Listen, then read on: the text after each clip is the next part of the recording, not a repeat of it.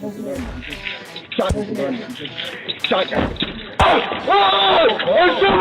gonna hold my position.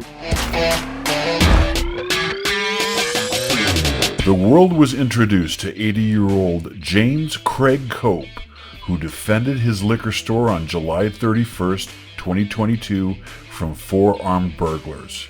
Here is how it went down. Get a free shot at Norco Market. See details at the end of the video. I happened to be over by the milk cooler, but they came up and instead of parking straight in like 98% of people would have done, they pulled around the side of the store, which raised a red flag right away. At that point, I checked the monitor to see on that side parking lot, and I see them backing in, which was a big red flag, number 2.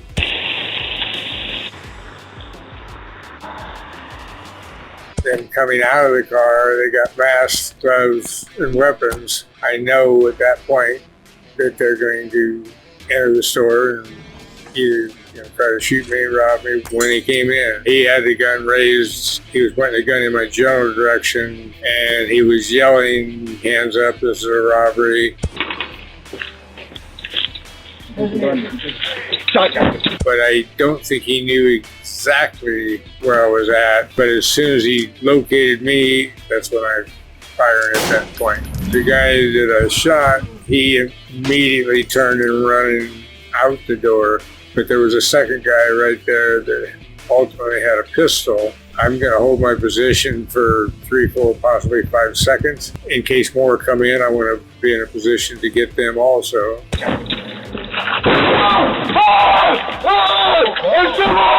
At that point, I moved back to the monitor because before I'm going to call for the local sheriff, I want to know where they're going.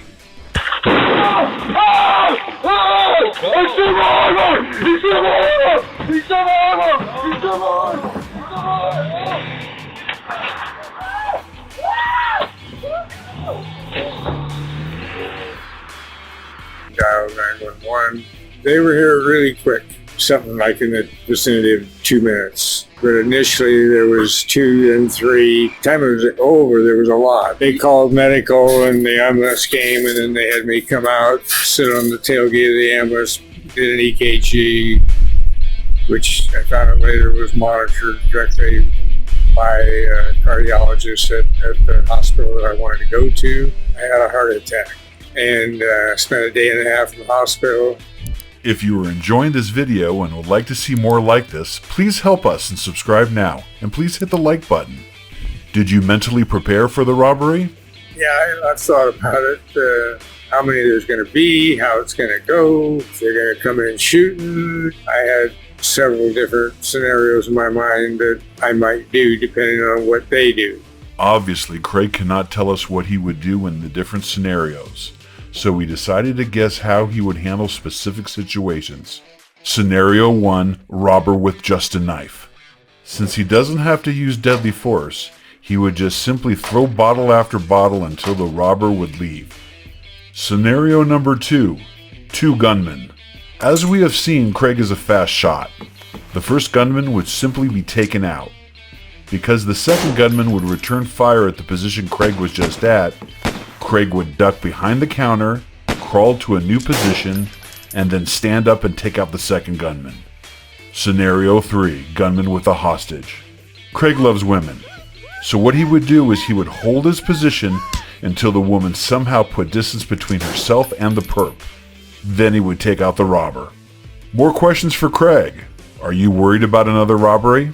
I'm not worried, no. Norco's not the best place to go. In this store particularly, obviously it can happen, but I'm not worried. Bad profession to be in. I would hope that maybe people in their profession will decide to change their profession. Craig, do you consider yourself a hero? No, I never thought about that, no. I just like being alive. Those guys didn't look like they were very friendly, and I'm not leaving it up to them. If I've got a way to do something, I'm going to do it. Damn straight he wouldn't leave it up to them.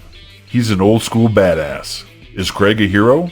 Leave your comment below, and please subscribe now so we can make more videos like this.